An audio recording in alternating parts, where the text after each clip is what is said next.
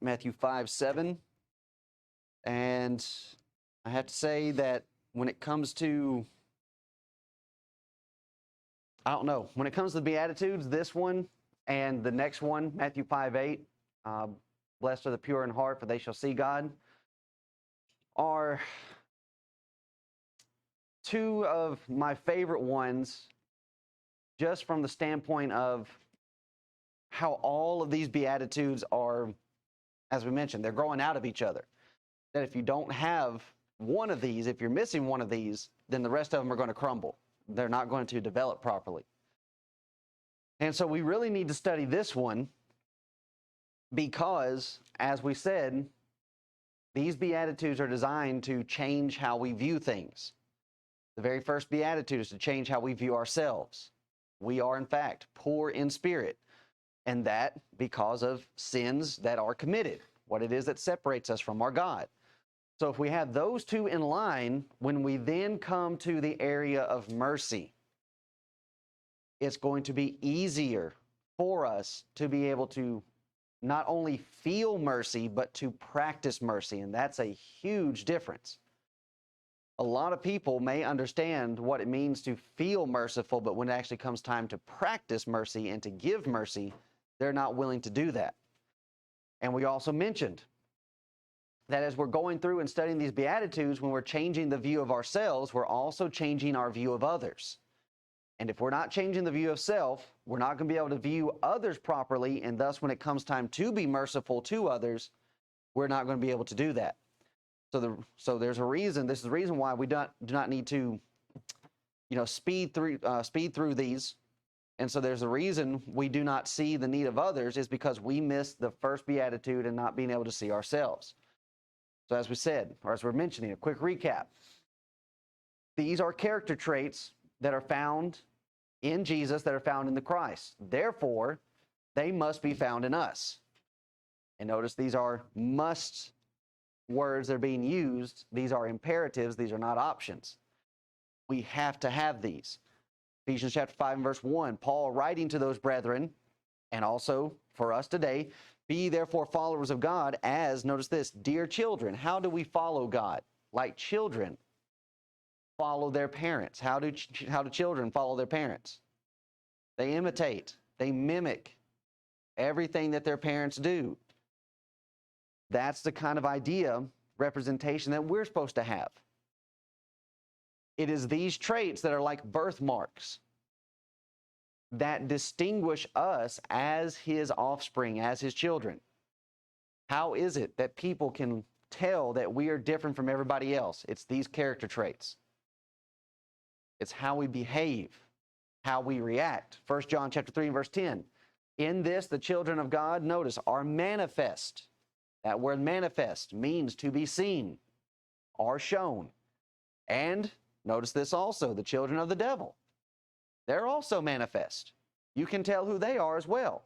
Whosoever doth not righteousness is not of God, neither he that loveth not his brother. The idea of being able to love your brother is going to come into this realm of being merciful. The person who has never looked at self properly will never be merciful. So as we're considering these points and we're thinking about, well, we have all these other things in line. So as we are, we're considering what constitutes false doctrine. For instance, when we think about false doctrine, what comes to mind?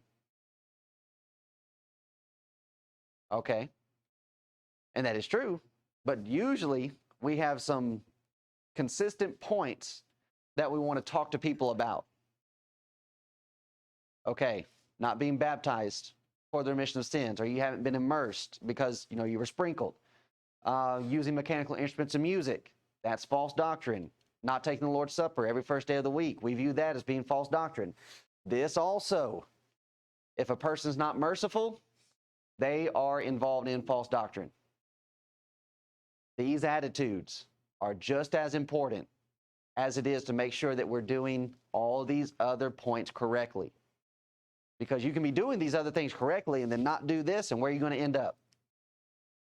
You're not going to end up in heaven. You're not a child of God, you're a child of the devil.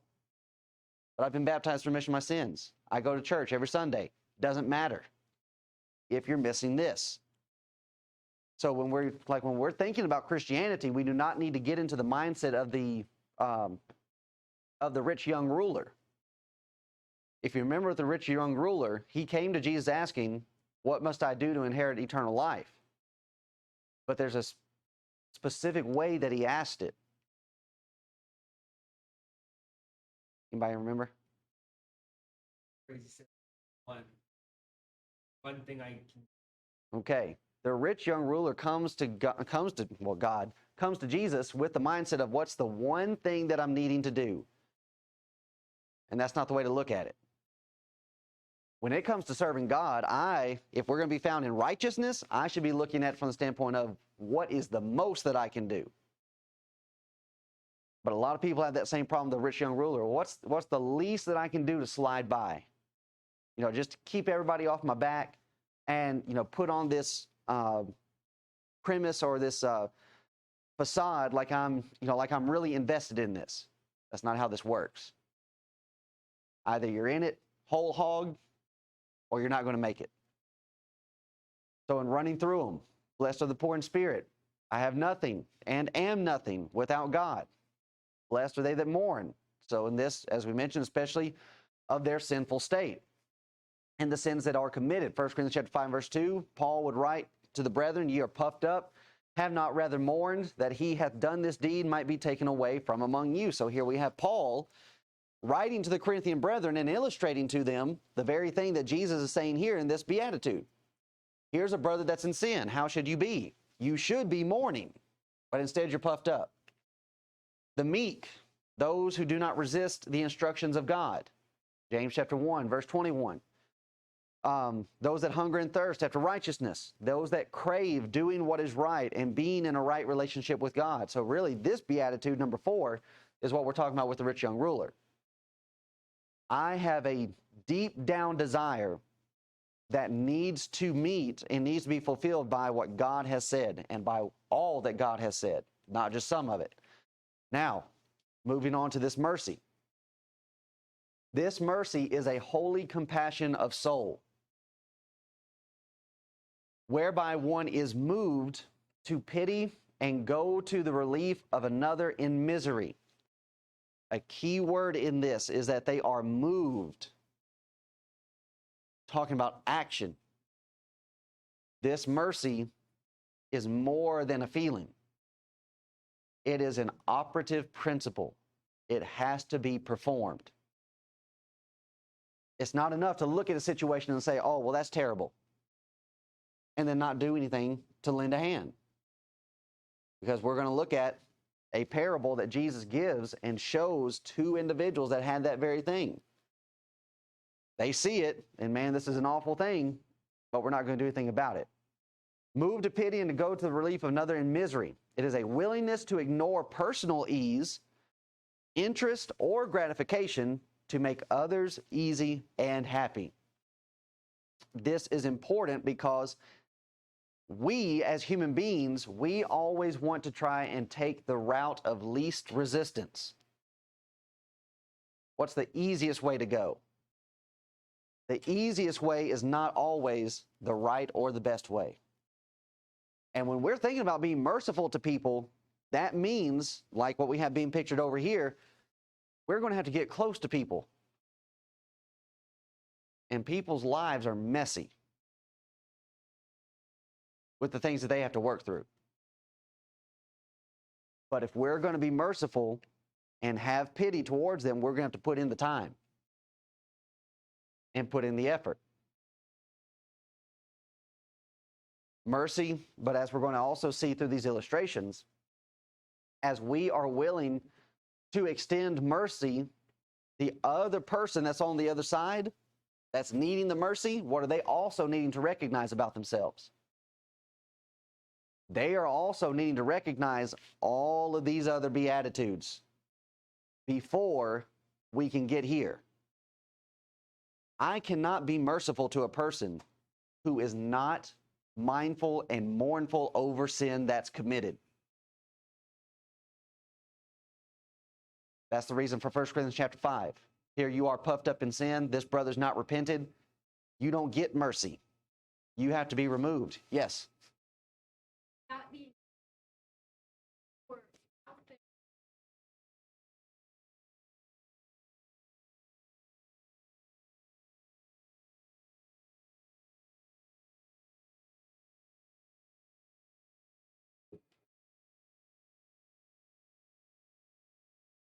That they realize, wow, forward.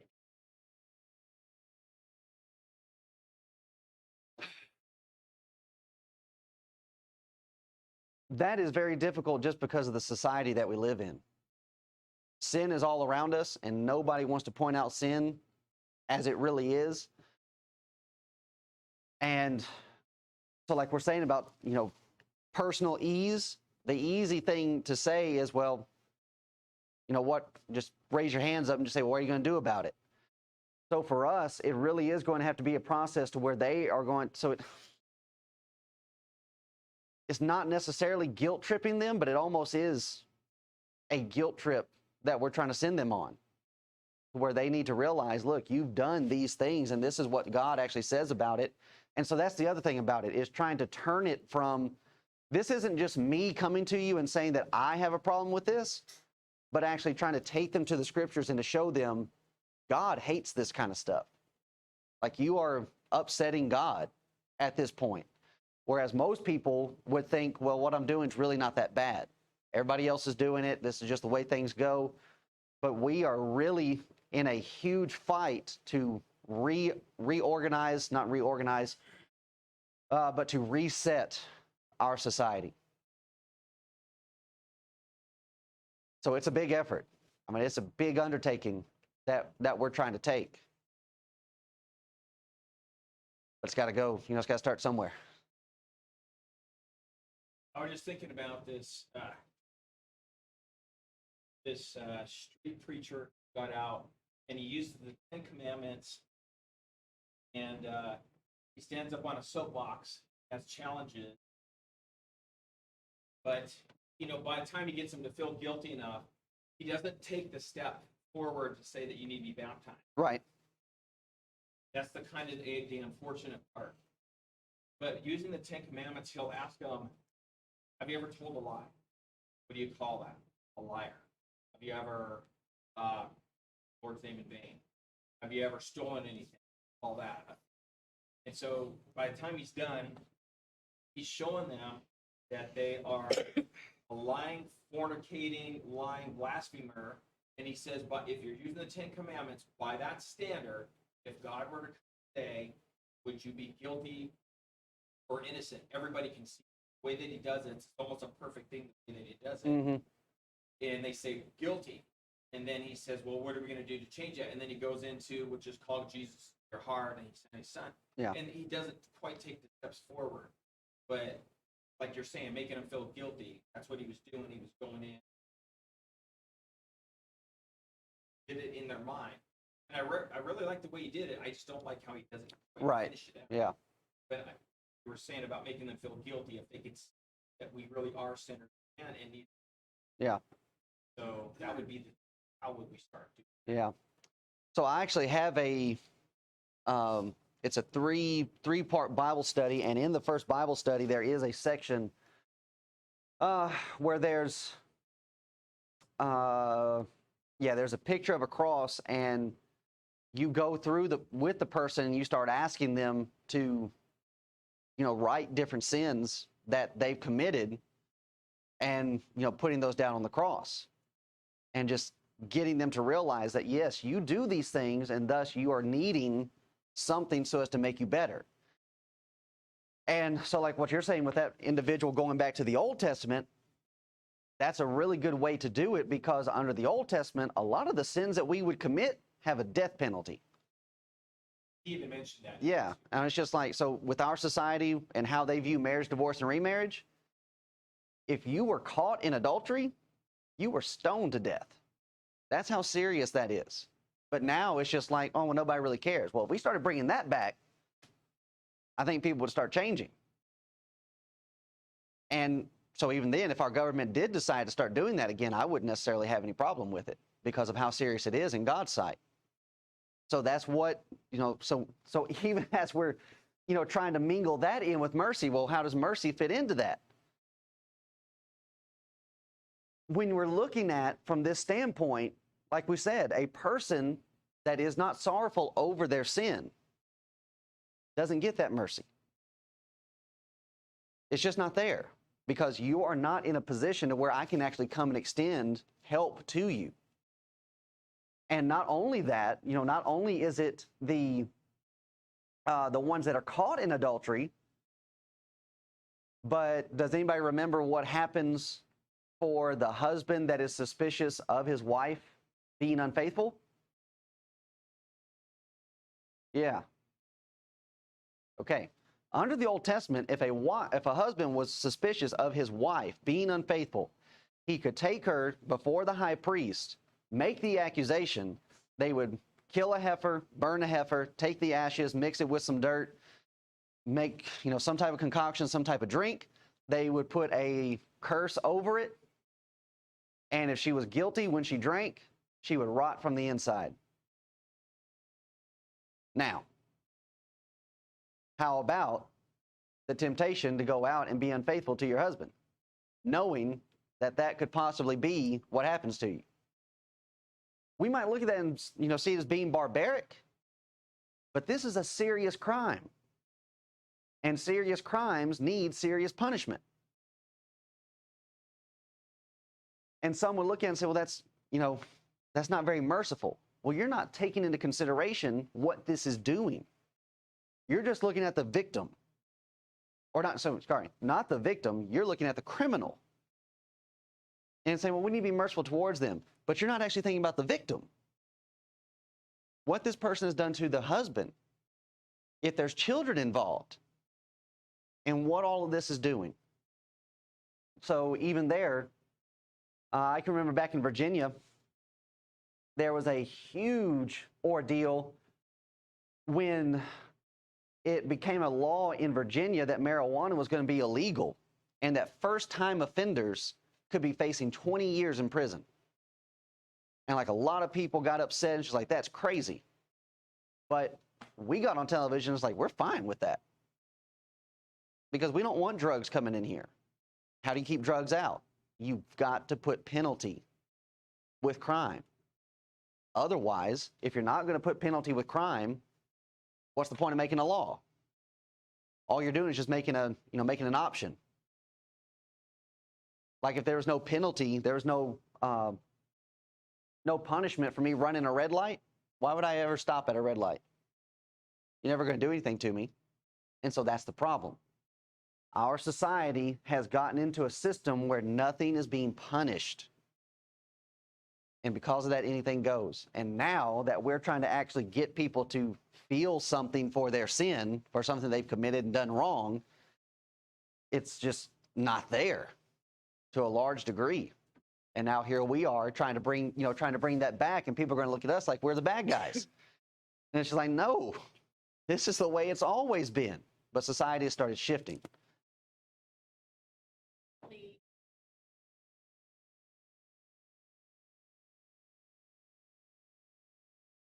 Yeah.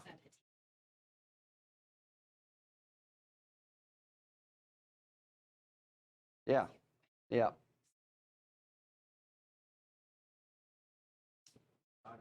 Yeah. I mean, like when I think about the work that we have before us, my mind goes back to the days of Noah. And it's just like, we're here trying to do what we can to help who we can and save who we can. But I mean, if you think about the amount of time before you actually get to Moses, I did it, before you get to Noah, you're looking at thousands of years from Adam, Cain, and Abel to when Noah is born. And it's thousands of years where the lineage of Cain was involved in doing what they were doing for all that time. And then now you've got 120 years to try to change it. 120 years to change thousands of years of learned behavior. It's difficult, but you got to do it. And even if we end up, coming out being the only ones, then all right, that's good enough. But we still got to try. All right. Good question. So, all right. So as we were saying, mercy is not for those that are living in sin. And we're going to have some examples that will show that Jesus uses to prove that point for us. 1 John chapter 3, verse 17. Here we have this idea, or what's being illustrated for being compassionate, being merciful. But whoso hath this world's goods, and seeth his brother have need, and shutteth up his bowels of compassion from him, how dwelleth the love of God in him? So this love, this mercy, as we said, it's not just something that we hold on the inside that keeps us warm and fuzzy. It is something that is moving us towards action. How can I, having this world's goods, see my brother have need and then not do anything about it? In James chapter 2, James gives the illustration of you seeing your brother or your sister being naked and hungry, and then you say to them, well, be warmed and be filled. And that's where a lot of our brethren are. It's where it's like, oh, well, we'll say something nice, but then when it actually comes time for you to actually need to do something about it, there is no action. Right. Yeah, unless there's somebody there recording it so that it can be seen, that here's me doing this good deed. And that's going to come up in Matthew chapter 6. So when we're looking at it from this point, or when we're remembering some of our examples, what moved Abraham to retrieve Lot from his captors after, being wronged by him? It's mercy. When you consider what caused Moses to cry out after Miriam had rebelled against him and against the Lord. Remember Numbers chapter 12? Then Moses cries out and he says, Lord, heal her. It's mercy. Why did Joseph forgive his brothers after their dastardly doings? Well, number one, if you think about it, and so a lot of people would be upset with Joseph because he put his brothers through the ringer. If you remember when they first came, Joseph gives them a hard time and then actually keeps one of the brothers, keeps the youngest brother, Benjamin, and says, go back and tell your father what's happened. And then they come back and he overhears them talking to one another, and he hears their sorrowfulness. He hears how it is, in fact, that they were deep down penitent for what they had done. And then he forgives his brothers. Why? After all of that, it's mercy. How could David allow Saul to go free and not take his life? After everything that Saul had done for him, because of mercy. Now, one of the things we need to consider is that mercy and grace, even though they're closely connected, they are not the same. Grace is to the undeserving, unmerited favor or gift. So you take into consideration Romans chapter 5. While we were yet sinners, Christ died for us. We did not deserve that. That's grace. But mercy is for the miserable. And as we said, all of these Beatitudes are connected. Why are we miserable? Because we're poor in spirit. We're mourning over sin. We realize our state. So God saw a man in his misery of sin and offered not only grace, but mercy for the misery that he was in, that we were in. The very idea, instead of us facing consequences for sin, we receive comfort instead. So for one, to appreciate mercy, what is it almost necessary that he experience himself? Blessed are the merciful, for they shall receive mercy. If mercy is for those that are miserable, then in order for me to really appreciate what mercy is, I need to suffer.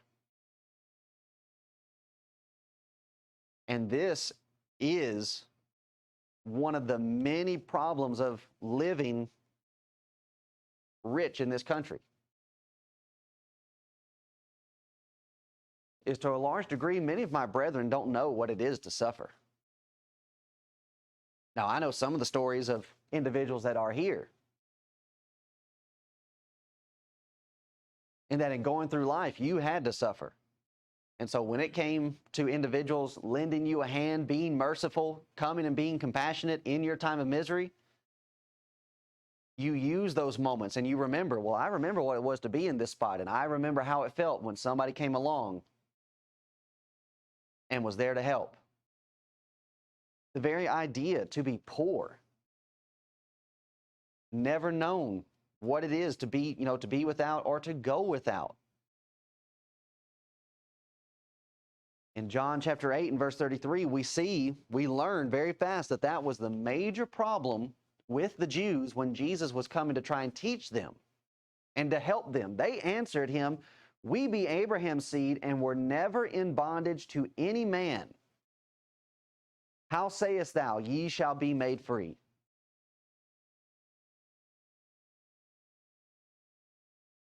I mean, really? You were never in bondage to any man?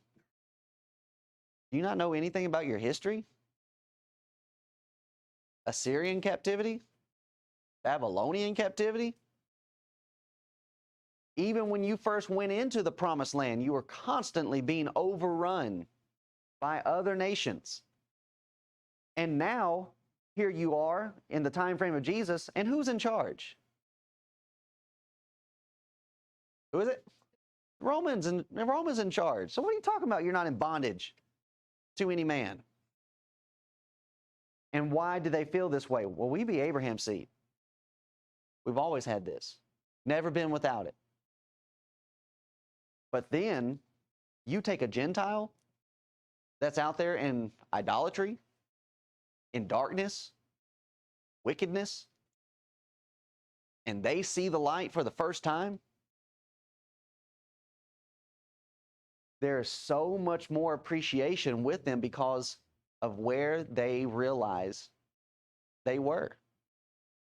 And it is so much harder to get people like this to feel this.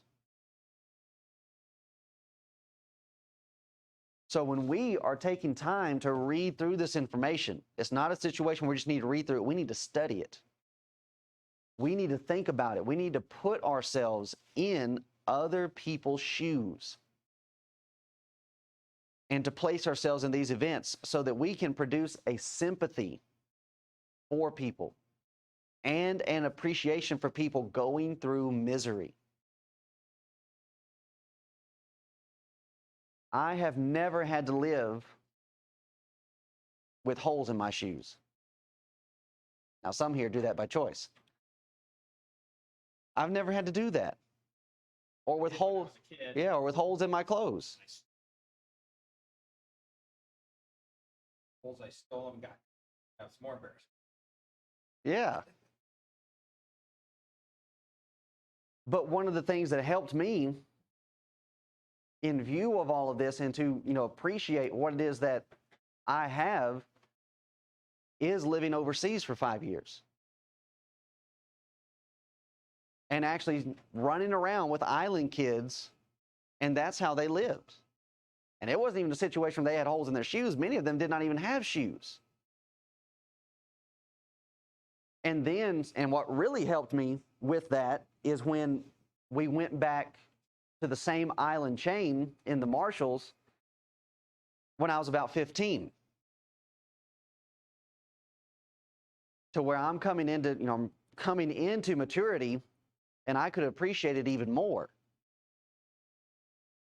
To see what I have, and then to see them with what they don't. And how they're just struggling to get by. And you see that, and it's not supposed to build a callus on your heart. It's supposed to open your heart to help you to realize, like, wow, this is how some people live.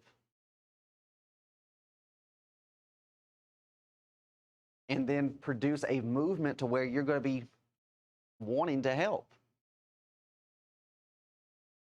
Now, I understand that that is to be tempered with and to be balanced with what Paul says to the Thessalonians about if you're not going to work, then you're not going to eat. But even with that, if somebody came to my door and said, hey, haven't eaten, I'm going to be trying to find something for them to do. Like, okay, well, I've got, this work that needs to be done. Can you give me a hand with it? They say no, that's on you. But if they say, well, yeah, I'll help, then okay, you're somebody that we can work with. So even while we are talking about this emotion and we're trying to get this developed, we're not letting our emotion overrun us, where we just go out and start helping everybody. Because we realize throwing physical things at them, their physical needs, is not really going to fix the problem. What's really needing to take place is a change of heart. And what they're needing to realize is, okay, I'm being merciful towards you because of your condition, but I really want you to get out of this condition that you're in, so that you're not needing to continuously feed off of my mercy, but then you can get out of it, make yourself better, and then you can extend mercy to the next person that needs it. So it's almost like this idea of, it was going around on social media about, paying it forward. That's what mercy's designed to do. When I receive mercy, I am ready to extend it to the next person because I know what it's like to be there. Only That's right.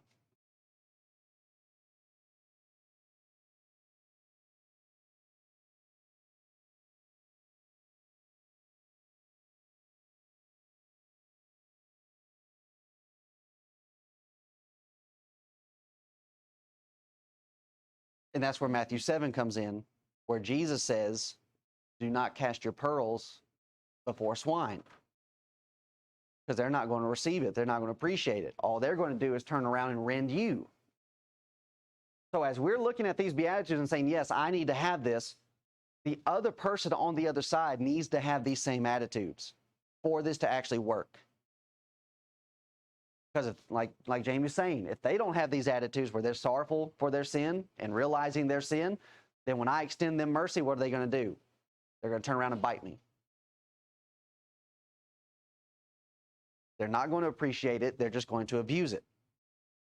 So when we're thinking about these points, this is what we're needing to allow. This is what we're needing to allow our minds to do, is to be engaged and to a degree allow our imagination to take us into these places. And so like another thing, not only lived in the Marshalls, but being able to go over to Ukraine and be there for a month and to see the huge extreme between rich and poor. In Ukraine, there is no middle class. Either you are extremely wealthy or you are just living in poverty. And many of those people are still buying their groceries in open markets. Like meat is just out there on tables, having to walk everywhere. And you see that, and it's designed to open your eyes and to realize people need help. And to put yourself in that situation, it's like, man, how would I be if I were in this spot?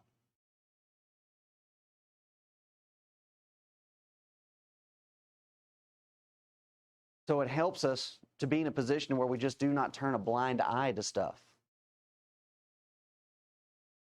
That we will investigate, that we will look into it, and we will try to find out, okay, is this person really somebody that I can help, or are they... Now there's the other side of it, and I believe this is what maybe what Jamie was leading to. But you have people in society that they realize that, you know what, I can work churches as a system to get stuff. They know that they can jump from church to church to church, especially there's food pantries and all these different things, that I can jump from church to church to church and get what I need without having to do, without actually be a productive part of society. I don't have mercy towards that type of person, because you're just playing a game. You're working an angle, and you're abusing what it is that God says that we're supposed to be. Now, what does that do? What does that end up doing to the next person that is really in need? Or I should say has the potential to do in how we react. It builds up a prejudice. There are many brethren that they are not willing to help at all because of being burned so many times by these freeloaders. And then it's just like, well, we're just not doing this at all. Well, you don't need to go to that extreme. But not only do we see that in the, in the relationship with the church, but we see it in the secular society as well. You see with, these government systems that are, started with good intentions to help people that are supposedly in need, but then who actually ends up getting the help? It's not the people that need it. It's the moochers. They work the system, and then you got this person over here in a wheelchair that's actually needing government assistance, and they cannot get it. And it ends up putting a bad taste in everybody's mouth. We have to work through that. We cannot allow we cannot allow those situations to have us forget about what it felt like to be here. To where, okay, we may get burned. 9 times out of 10, we may get burned, but that one person that comes along that is in genuine need should outweigh the other 9. To where we keep going. So to witness people in their misery and not simply say, oh, well, that's just terrible, or that's just a sad situation, and then we just move on with our day. We go along with our lives. That's not how we're supposed to be. We are to look at this. This is a chance for me to serve somebody. And who is the greatest in the kingdom?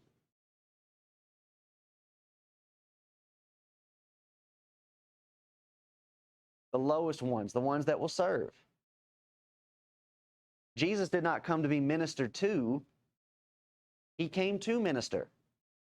He came to serve others. Do good to them. So how do I react to the unfortunate, to the downtrodden, to the helpless? Do I see it and then just immediately go on my way? Or do I see it and it causes a little tinge inside? Does it produce, some type of feeling inside where it's like, well, I wonder if I can help them? Now, again, this all goes back to our society and how difficult it is to do this. I mean, the very fact, like around here, you see hitchhikers, but with how our society is, you can't just pick up hitchhikers.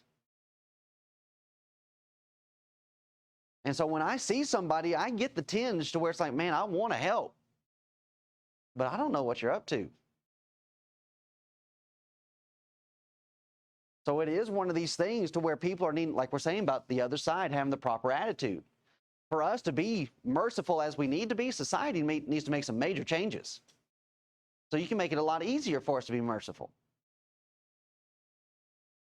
But this beatitude, if I understand my deep need still today, that I have needs, then when I meet other people with needs, God's been merciful to me, I'll be merciful to them.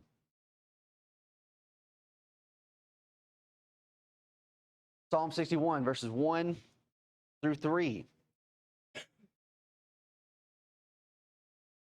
To the chief musician upon Negdaniah, a psalm of David. Hear my cry, O God, attend unto my prayer. From the end of the earth will I cry unto thee when my heart is overwhelmed. Lead me to the rock that is higher than I. For thou hast been a shelter for me and a strong tower from the enemy. Now, which one of us can honestly say that they have never had a need Or just even today, well, I'm a Christian. I no longer have a need of praying like this. To never be, notice here, overwhelmed.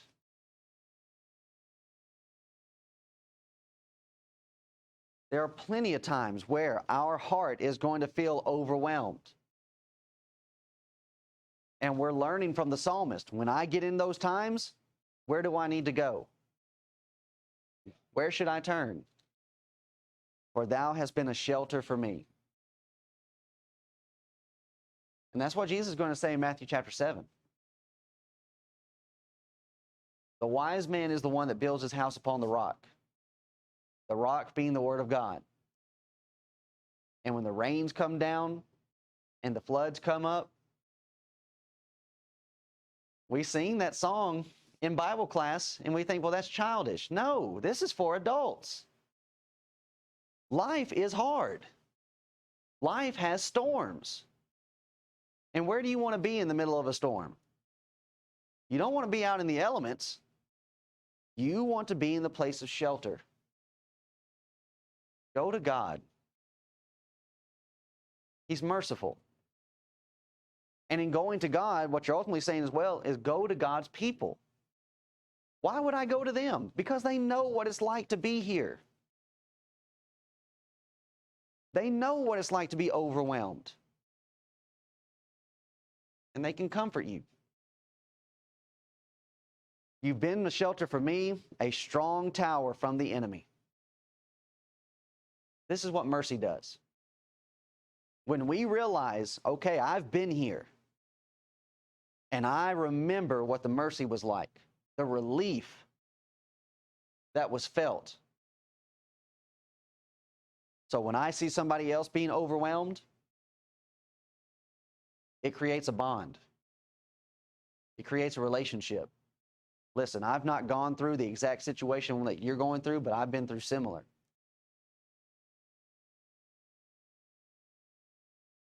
And here's what was done for me to be able to come out of it on the other side. Matthew chapter 9, verse 10, jumping ahead just very quickly in our Matthew study. But here's Matthew. Jesus is actually calling Matthew at this time, calling him from the table of commerce, being a publican, tax collector. It came to pass as Jesus sat in meat in the house, that's Matthew's house, behold, many publicans and sinners came and sat down with him and his disciples. When the Pharisees saw it, they said unto his disciples, why eateth your master with publicans and sinners? If it were coming from a different place, that would be a good question.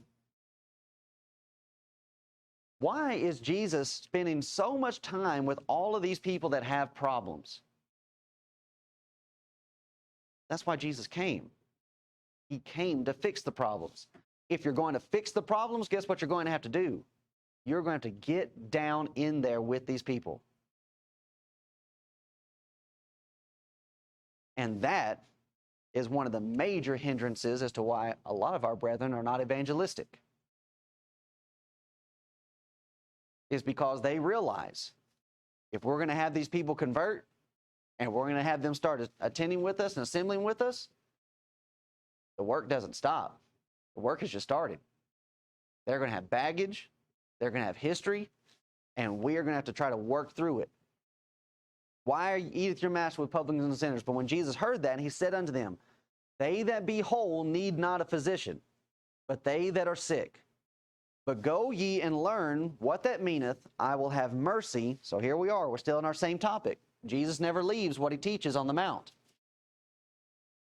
Go and learn what that meaneth, I will have mercy and not sacrifice, for I am not come to call the righteous, but sinners to repentance.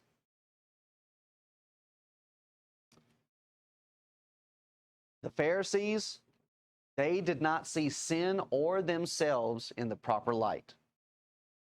We've already looked at it.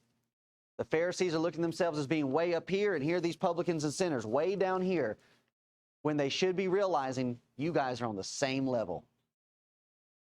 There's no difference between you.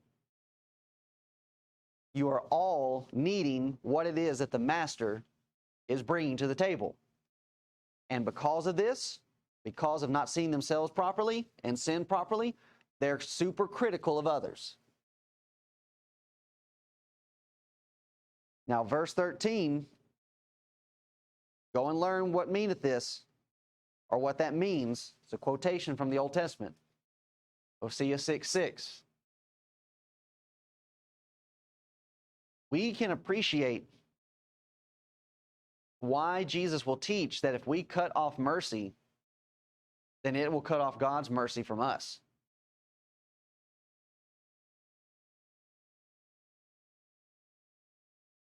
And the reason for quoting Hosea 6 like this, I will have mercy and not sacrifice, that is written leading up to the days of their captivity. Guess what? When you get overrun by another nation, you don't have any rights. So what about your sacrifices? What about your feast days? What about your worship? You don't get to do any of that. You're captive. You belong to somebody else now. Okay? So we're not going to be able to follow God's commands when it comes to worship. But is that all that's required of us to be faithful to God? Mercy.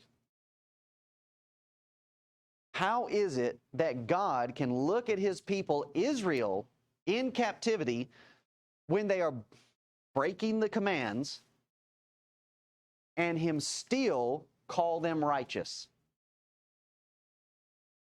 It's because you look at the situation. I'm going to grant mercy. Here are these people, and they are in misery. They are in a miserable state. What do you get? You get mercy. All of this is designed to humble them. And Jesus is calling these Pharisees back to their history. Don't forget where you were. You once were a stranger in a foreign land. And yet God was merciful to you. And here you are, and you don't want to return mercy back? That's a sad person indeed. Luke chapter 10, verse 25. Behold, a certain lawyer stood up and tempted him, saying, Master, what shall I do to inherit eternal life? He said unto him, What is written in the law? How readest thou? And he answering said, Thou shalt love the Lord thy God with all thy heart, and with all thy soul, and with all thy strength, and with all thy mind, and thy neighbor as thyself. He said unto him, Thou hast answered right. This do, and thou shalt live. But he, willing to justify himself, and this is a major point, this is what everybody is trying to do. To justify himself, he's trying to make excuses for himself. Said unto Jesus, And who is my neighbor? So right there, he's been convicted. He realizes he's not being good to his neighbor, so he then tries to qualify. Well, exactly who is my neighbor? And if he can get Jesus to say, well, your neighbor is this person that lives around you, well, then okay, I've met that. But we know the situation, we know the parable. Jesus takes it a step further. Jesus answering said, A certain man went down from Jerusalem to Jericho and fell among thieves, which stripped him of his raiment and wounded him and departed, leaving him half dead. And by chance there came down a certain priest that way, and when he saw him, he passed by on the other side. And likewise a Levite, when he was at the place, came and looked on him and passed by on the other side. But a certain Samaritan, as he journeyed, came where he was, and when he saw him, he had compassion on him, and went to him and bound up his wounds, pouring in oil and wine, and set him on his own beast, and brought him to an inn, and took care of him. And on the morrow, when he departed, he took out 2 pence, gave them to the host, and said unto him, Take care of him, and whatsoever thou hast spendest more, when I come again, I will repay thee. Which now of these 3 thinkest thou was neighbor unto him that fell among the thieves? And he said, now here's what is interesting about this point, take note of it. And he said, He that showed mercy on him. Then said Jesus unto him, Go and do thou likewise. Now let's run through this. The priest's function was to offer sacrifice. That's the whole work that the priest was designed to do. That sacrifice was to remind him of his need of mercy. We are offering this animal. This animal is dying instead of me. God is merciful. The Levite worked at the temple also. So here you have two men who are around God's mercy. That's supposed to be all the time. And now they are unmerciful. Here was your chance to do good. You just went through all of this. All that the temple has to offer is to show to you how merciful God is to you. And then you have the chance to be merciful to somebody else, and you do not do it.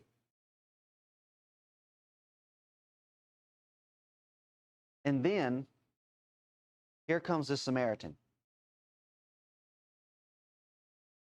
And he's journeying along his way. He's got things to do. He's got places to be. He's got people to see. Came where he was, and when he saw him, he had compassion on him. Now, here's what people need to consider, and here's the questions that we need to ask. Is why would he have compassion on this person? And even possibly before asking why, we need to ask how. Because compassion is not just something that you're born with. There's something deeper behind why a person is able to be compassionate to somebody else. Now, why do you think the Samaritan was able to look on this man and have compassion on him?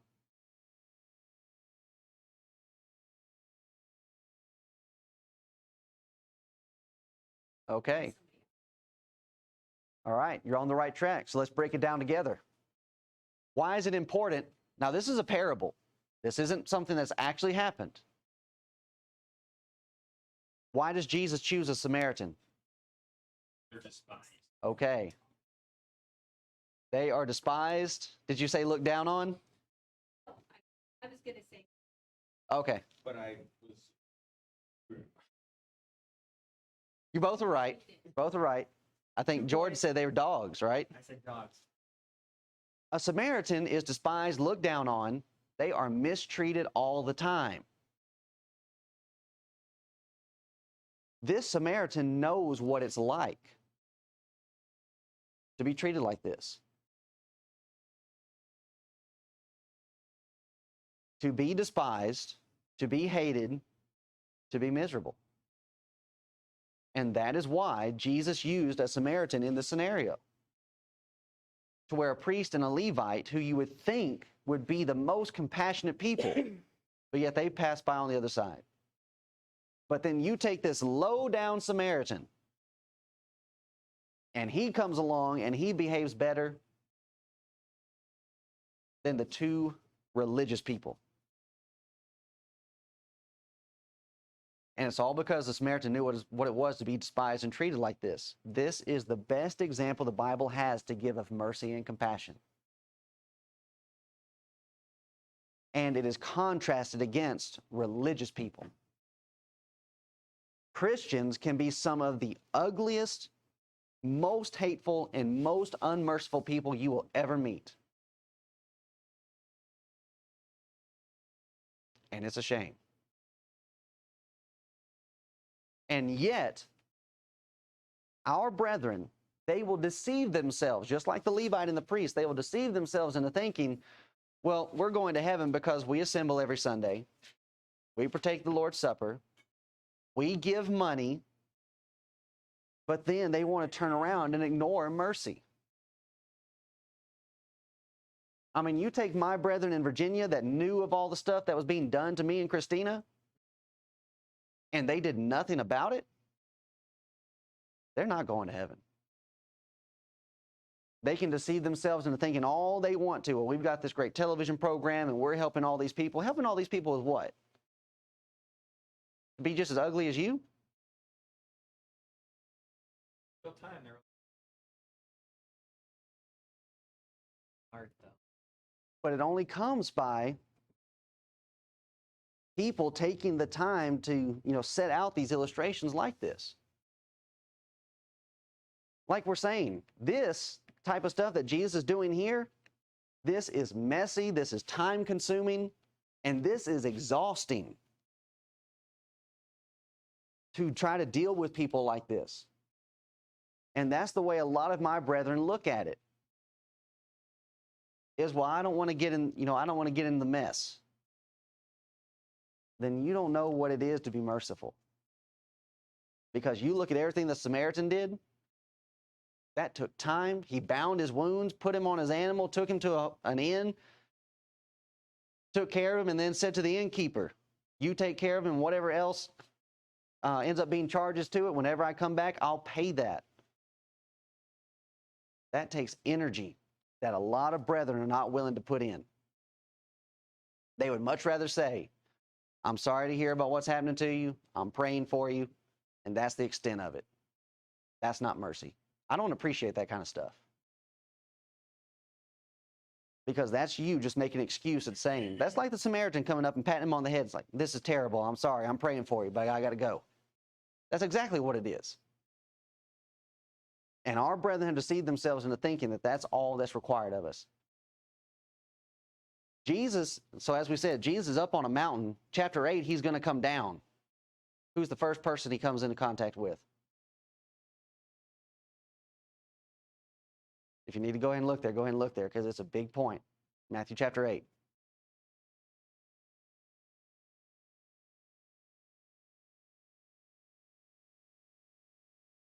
It's a leper. We cannot stay up on top of the mountain and help people. But here's the other side of that. Even as I'm discussing my brethren in Virginia and how ugly they've been, what if they repent?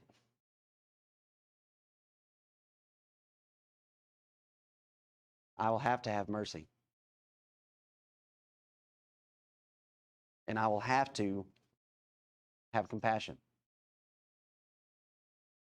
and be willing to forgive. Yes. Is that hard for you in for all you've gone through?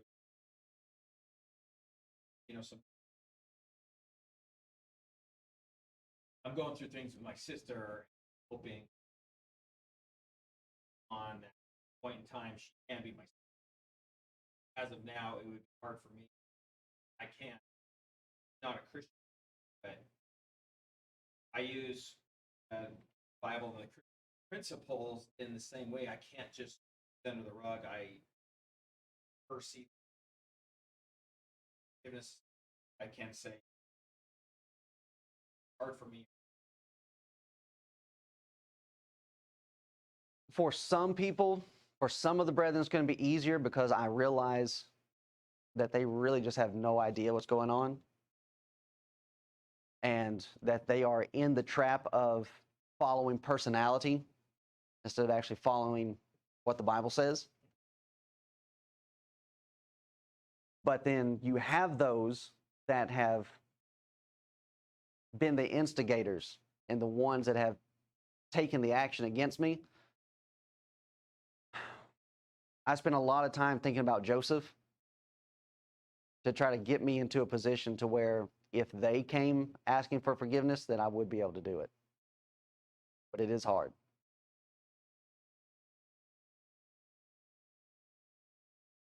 But even then, we have other illustrations. For example, 1 Kings chapter 1 with Solomon and Adonijah, his brother. Adonijah tries to come and steal the kingdom from his brother Solomon. They find out about it. And if you get down to it, Solomon was the next in line. He was chosen by God. Adonijah should have died. Because it's not a thing that you're stepping against Solomon, you're stepping against God. But he threw himself on the horns of the altar, which is an act of mercy. Solomon says to him, okay, I'm not going to kill you, but you have to go home and stay there. And the moment that you leave, you're disobeying my command, you're going to die. And that's what happened to Adonijah. He had a servant that ran off, and instead of sending another servant after him, he left and went after his servant. Solomon found out about it. killed him. I can forgive you and we can move on together, but I don't have to trust you. And there are people in Virginia, my family, like, look, I can forgive you and we can all go to heaven, but I don't trust you. And even with Jacob and Esau, they reconciled, and Esau says, well, come and be with me. And Jacob says, no, I'm not going to do that. And that was wise, because there still was very much bad blood. Maybe not from Esau, but there was bad blood from other of his relatives.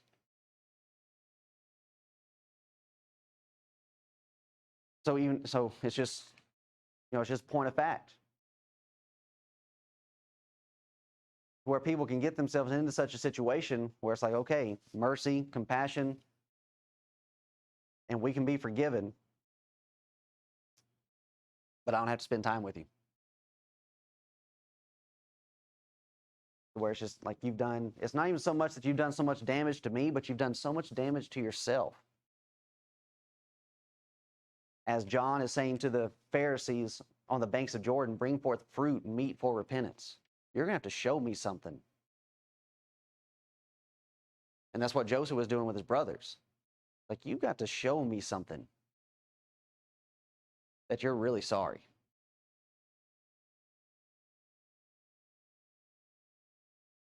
So even with this mercy and compassion, so we're looking at it from the standpoint of, okay, here's a person who's been robbed and beaten. Okay, he's a person that's fallen into bad situations. But as we're looking at it from the standpoint like these Pharisees and these publicans and everything else, and as we're dealing with, wayward brethren and brethren that have to be disciplined and, things like that, and they have a history of just being a contentious person, we're like, okay, you're really going to have to show us something, that some change is taking place so that we can move on together. And that is the goal, but then you just have some people that they just want to be contentious. And it's just like, okay, you need to find somewhere else to be. Somewhere where there's no history, somewhere where there's no bad blood. And to where we can go on and do our work separately and in peace. And also what comes into mind as we wrap this to a close, just 3 more slides. We have a reward for showing mercy. We receive an inward benefit. We gain by showing mercy to others. Proverbs chapter 11, verse 17, the merciful man doth good to his own soul. I benefit on the inside. My inward man is strengthened when I extend mercy. There is a personal satisfaction in the exercise of pity and benevolence, which the fullest gratification of the selfish man is not to be compared, but he that hath mercy on the poor, happy is he. Proverbs 14:21. We reap mercy from our fellow man if we're merciful. We will all be able to reap of that which we have sown. Galatians chapter 6, 7 and 9. You sow to the flesh, you reap of the flesh, but you sow to the Spirit, you reap of the Spirit. So if I'm sowing mercy, that's going to be brought back to me. But not only that, but we'll receive mercy from God. Psalm 18:25. With the merciful, thou wilt show thyself merciful. With an upright man, thou wilt show thyself upright. Now you contrast that to what James writes in James chapter 2. For he shall have judgment without mercy, that showed no mercy. And that really is the lesson that Jesus is trying to present. That's the whole point of this beatitude. Blessed are the merciful, for they shall receive mercy. You want mercy, you have to give mercy. And if you produce judgment without mercy, guess what you're going to get? That's Matthew chapter 7. Whatever judgment you dish out, you serve out, shall be met back to you. You mete out judgment without mercy, you don't get mercy when it comes time for your judgment. And mercy rejoiceth against judgment. It's not a situation where they are opposed to one another. But mercy and judgment can be mixed together. To where the judge can say, okay, I find you guilty, and here's what the law says that I have every right to perform upon you. But then the judge can say, but instead of doing that, here's what I'm going to do instead.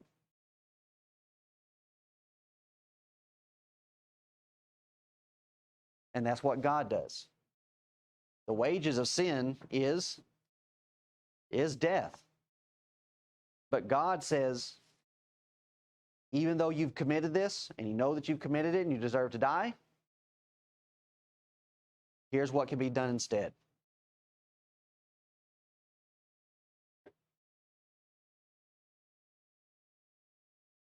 And we've got to try to mingle this. We've got to try to balance it. So, any thoughts? Other thoughts? Had some really good questions and comments through this Beatitudes or anything else. Christianity is difficult. It can be tough, but as we're saying, if we look at others, first looking at ourselves and thinking, well, how, and that's even what Paul says, Galatians chapter 6, 1 and 2. You go and try to restore others in a spirit of meekness, considering your own self. There's a lot of moving parts to it. There's a lot of things to consider. So there's a lot of preparation that has to take place. Right? Yeah. John chapter 6. Lord, you have the words of everlasting life. Where shall we turn? That's right. All right. Nothing else. We'll take a short little break, get things switched over.